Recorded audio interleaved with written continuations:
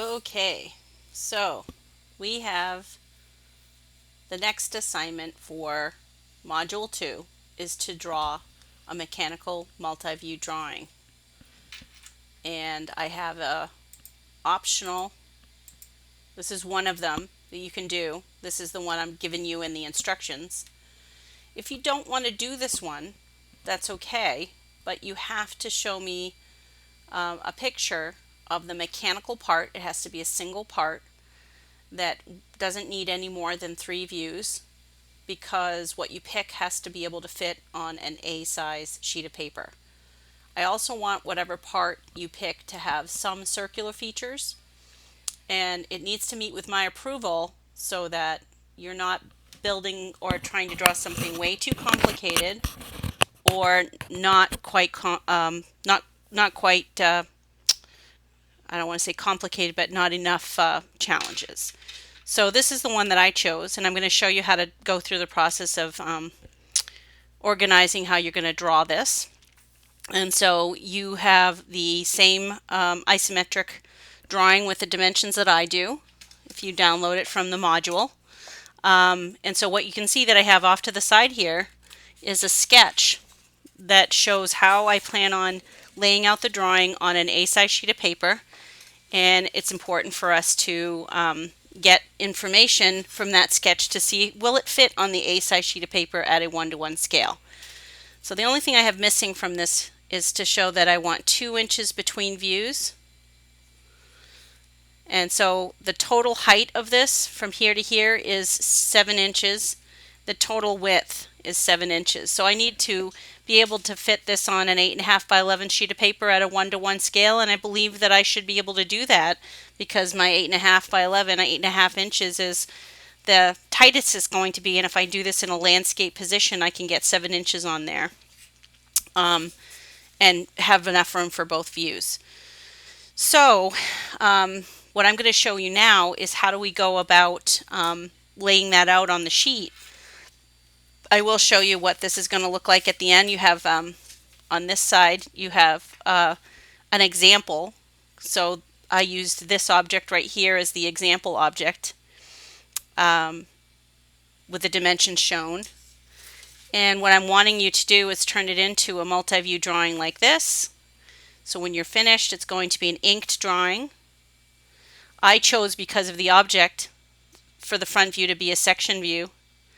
And dimensions, fully dimensioned with correct letter form and guidelines used for your lettering. So it's uniform. And then your title block. So you're going to have a title block on this when you're done too. So that's going to be the finished product when you're done. So I'm just going to show you how do we go about doing that, or at least starting the setup of it for this object right here. So let's start off with getting a nice clean sheet of paper. And I'll kind of line it up with the grid. And we will take and find out the center of the paper by measuring and making a mark where 4 1/4 is, because that's half of 8.5. And then I'm going to make a mark in the opposite direction where 5 1/2 is. So there are the 2 marks that I'm going to use as reference. Let me just zoom out a little bit so we can see the whole sheet. So I move that down so you can see the whole sheet. So those are the 2 marks that are going to define where the center of the sheet is. So I take my straight edge, and I'm using a rolling ruler.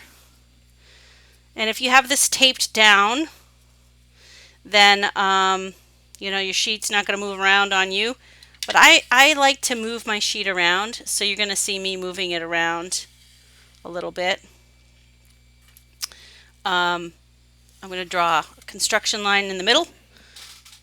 Maybe I'm drawing my construction lines a little bit darker than you would because I want you to see it.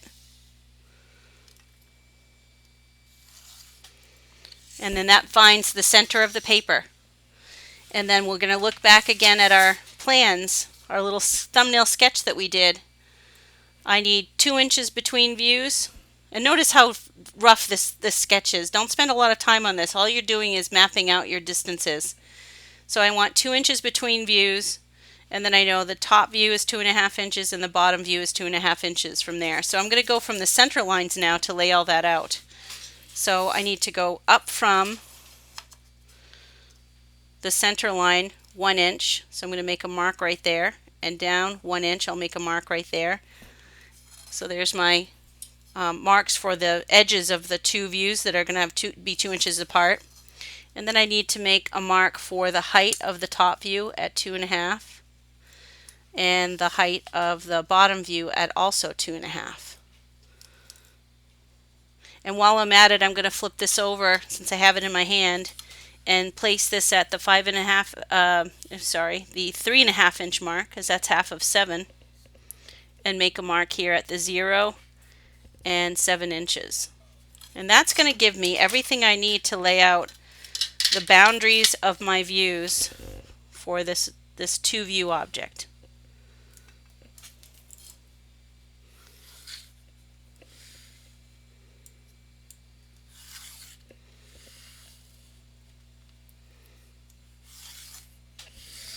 And the whole point of doing construction lines is to not worry about the length of that line, but to draw it as far across the page as you think you might need it. And if you make your lines light enough, you do not need to erase them. Whoops, that one got a little bit, because I'm dealing with a little lump over here that I've got to figure out how to solve. Okay, so there's your layout for knowing exactly where your two views are going. Remember, this is your center lines here that I just used to measure, and then now I've got the two 7-inch views measured so it's centered on the page, and the two 2.5-inch views this way, so it's centered on the page that way too. So we're ready to go for the next step. So this is step 1. I'll write that here at the top. And in the next video, I'll show you the next steps that we'll take to start to locate specific features in both views.